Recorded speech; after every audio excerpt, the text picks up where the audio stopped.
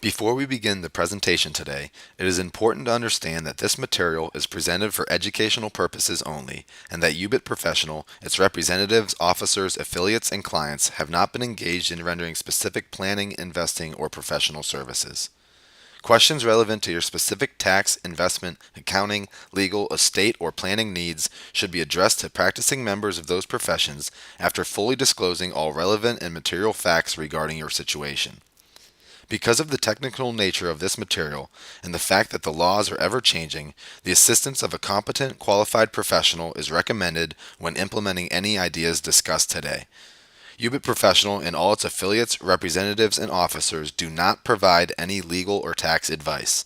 We provide education on topics related to unrelated business income tax and recommend that you work with a professional as to your specific tax needs. Thank you. By now, you're beginning to understand unrelated business income tax, or UBIT for short.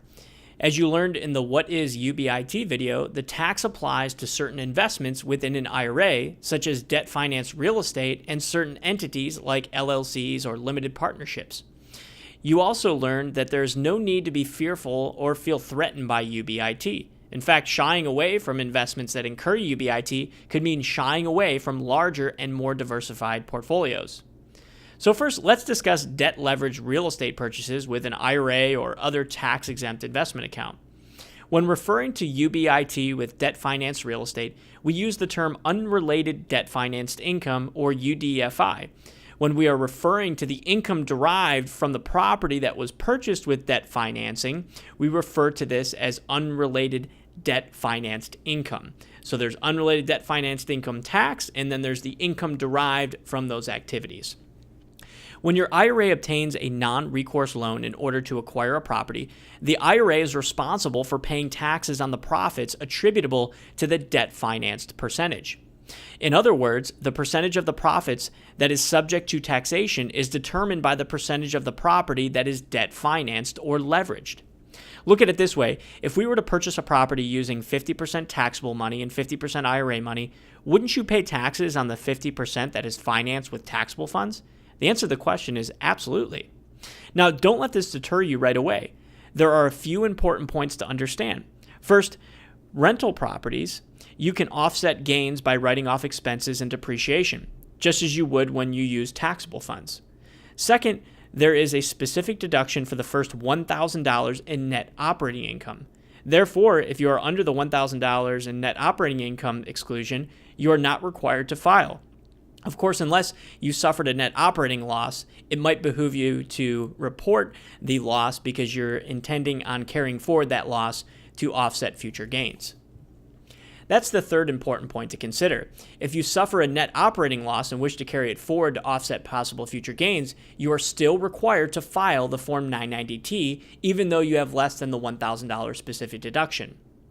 All income above $1,000 is considered unrelated debt-financed income and is subject to the trust tax schedule. While these rate schedules change from year to year, the current schedule for 2014 is as follows. So let's first explain using a hypothetical example. Your IRA purchases a residential rental property for $100,000. The terms are $50,000 from your IRA and $50,000 in a non-recourse loan. The debt finance percentage, therefore, is 50%. Going forward, 50% of all profits, less your expenses and depreciation, will be subject to unrelated business income tax. The other 50% is tax-free or tax-deferred, depending on the type of IRA or arrangement that you have. If you have a traditional IRA, it's tax-deferred. If you have a Roth IRA, it's tax-free. As you can see, the concept of UBIT isn't so difficult. So during the first year, the property receives $11,000 in income from rents collected. Because the property is financed at 50%, the IRA would owe tax on 50% of the $11,000 or $5,500. As you'll see on the example proforma analysis on the screen, this $5,500 of UDFI is reduced by any deductions allowable under the current tax code, such as interest on the loan, property expenses, and depreciation. In this example, the expenses were a total of $4,004.50, leaving only $1,495.50 in UDFI. After the $1,000 specific deduction is applied, you are left with $495.50 to be taxed at the trust tax rate. This amount will be taxed at 15%, and you'll be required to pay $74.33 in UBIT. In other words, the IRA investment returned a total of $5,825.67 in after-tax income in the first year. We found investors are often surprised when they find out that although they have debt, they're able to carry forward a loss or at least minimize their tax exposure significantly because of the ability of writing off certain deductions. I want to quickly go over the 990T filing process for transactions that incur UBIT. First, you must determine if your investment generates unrelated business taxable income, which we just discussed. Then you must determine how much UBTI is generated and if it's more than the $1,000 specific deduction allowed by the IRS, or if you wish to carry forward a net operating loss to offset possible future gains. Next, if UBIT is owed, your IRA must obtain an EIN number as a business ID that is used for tax filing purposes. It's not you claiming the income, it's not your Social Security number tied to the income, it's your IRA account. The 990T is filed under the EIN, and any taxes due must be paid from the IRA. Next, you prepare and file the 990T and any additional applicable tax schedules. Finally, you must determine if your state requires a UBIT filing in addition to the federal tax filing. While there are calculations for this and also special filing requirements, the general concept regarding UBIT is fairly simple and straightforward. When you can begin to understand how the process works and when UBIT will likely apply, you can begin making more educated decisions for your portfolio. You can leave the rest to your tax professional or CPA to manage these particular transactions, or we can also complete these filings for you. If you or your CPA, tax professional, or if you are an investor that would like to tackle this task on your own, we have a comprehensive downloadable white paper that will outline UDFI and the specific details that go into calculating UBIT. Just keep in mind that the IRS estimates that it will take over 140 hours per year to handle all of these calculations, do all of the record keeping, learn about the law, so on and so forth. Now, let's move on to investing in an operating business when your IRA or other tax-exempt account invests in a trade or business that is reoccurring and is not substantially related to the primary purpose of the account, and you may trigger UBIT.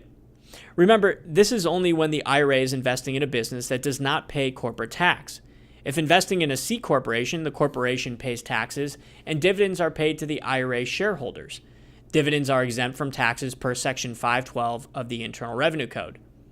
UBIT was created by Congress in 1950 to close tax loopholes and level the playing field from the unfair advantages that nonprofit organizations were achieving over their tax-paying counterparts. If you are investing in an LLC or limited partnership and you're concerned that you might be engaging in UBTI activities, you will need to further examine the way in which profits are distributed from the business and if they are classified as unrelated.